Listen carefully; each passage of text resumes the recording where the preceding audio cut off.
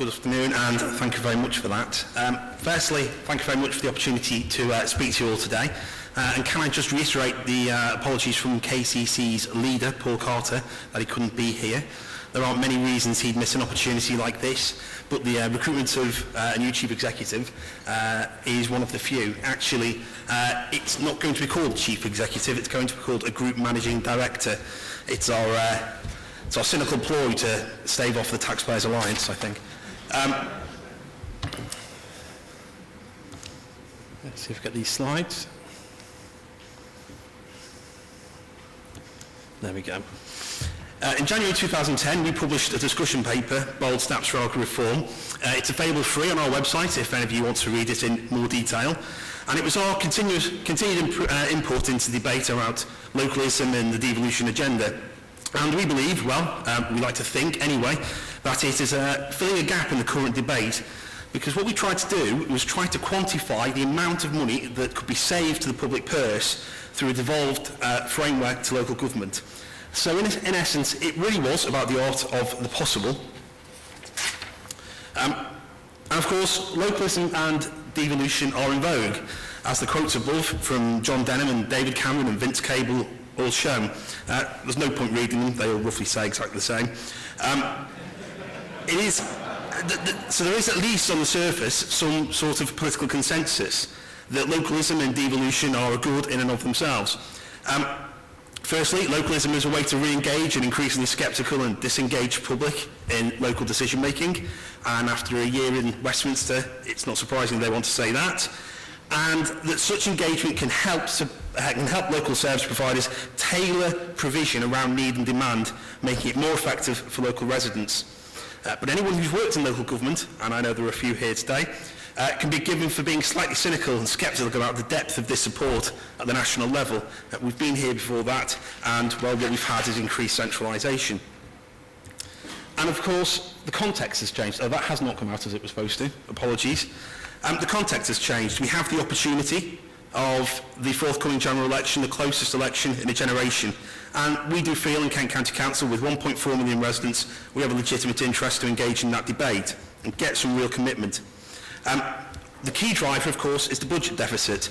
We're absolutely convinced that departmental salami slicing is not the way forward to tackling the deficit, because in turn, what Whittle departments will do is simply top slice funding to frontline service providers, who in turn will unilaterally withdraw services irrespective of local needs and assessment. The localism debate is too urban and metropolitan centric.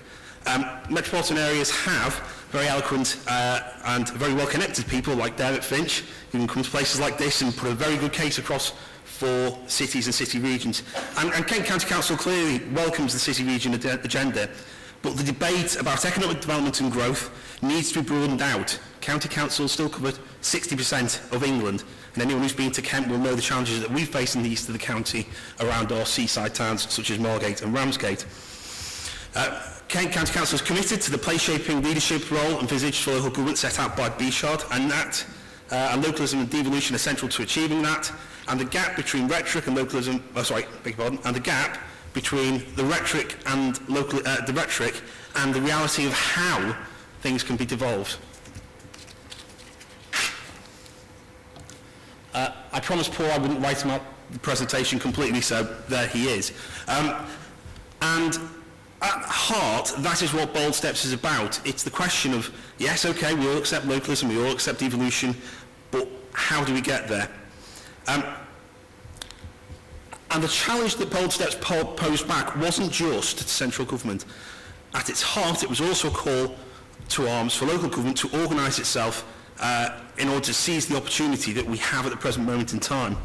I think it's a terribly important point, and one that I know Paul is particularly passionate about, is that for all the talk about localism and local leadership by local government, there remains an awful lot of strained necks and waiting for permission from ministers and Whittle departments, when actually responsibility for pushing this agenda lies as much with local government as it does with central government.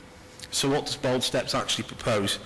Well, it argued for the removing of quangos and unnecessary regional bureaucracy, building on the Total Place initiative to deliver significant savings to the public purse, returning spatial powers and local commissioning powers to local government, reforming inspection and providing sector-led improvement, forging a new bilateral relationship for local government with the Treasury, and catering for cross-boundary issues, redefining essential small E regional architecture that will still be needed. We're not completely against some form of regional architecture. If I can just pick out some of those points and build on them to give you a broad thrust of our argument. And apologies for anyone in the audience who works for a regional bureaucracy or a Quango. I've seen the delegate list and there are a few out there. But a starting point must be tackling the architecture of Quangos and unnecessary regional bureaucracy that we have. They spend at the moment £43 billion worth of public money in local communities with little democratic oversight. In Kent and Medway sub-region alone, Quangos are spending nearly £1 billion of public money every year. That's £600 for every man, woman and child. The level of expenditure in local communities makes the coordination of service delivery and the place agenda set out with BSHOD very difficult to deliver. At worst, it can be argued that Quangos and increased regionalism have hollowed out local government, delegitimising its local leadership function.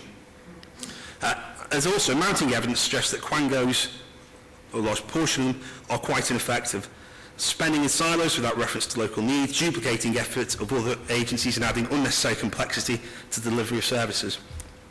We have 3,000 business support initiatives in the UK, run by 2,000 public bodies, spending £2.5 billion. A recent report suggested that 1/3 of that funding was being lost to administration. There's clearly waste and inefficiency here.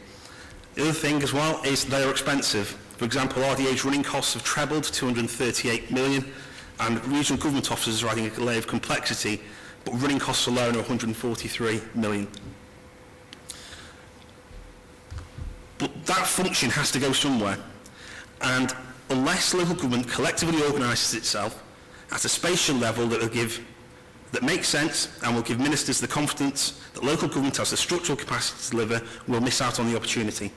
Local government cannot simply expect devolution of many strategic functions such as transport, spatial planning, economic development and welfare to work programmes currently held at the regional and national tier to be devolved in its current structural form. But this isn't a call for another unnecessary, divisive, expensive round of local government reorganisation. Instead, local government must innovate and adapt to provide structures that can deliver results in a devolved framework. We recommended in the report the creation of 46 sub-regions based on city regions and historic shire counties, all being offered the same devolution offer that is currently being envisaged for city regions. Sub-regions would be local government owned, not artificially managed from Whittle or from regional government offices, and would coalesce around joint venture arrangements. And importantly, we're not saying no to all regional functions, but that these should be small r and should be owned by local government where it makes spatial sense to do so. And at the heart of this, we have to forge a new relationship for local government with the Treasury. Local government accounts for 27% of total public sector spending, £154 billion in 2008-9, but the reality is that influence with HM Treasury as a sector is low, and they are the key decision makers going forward, given the current budget deficit.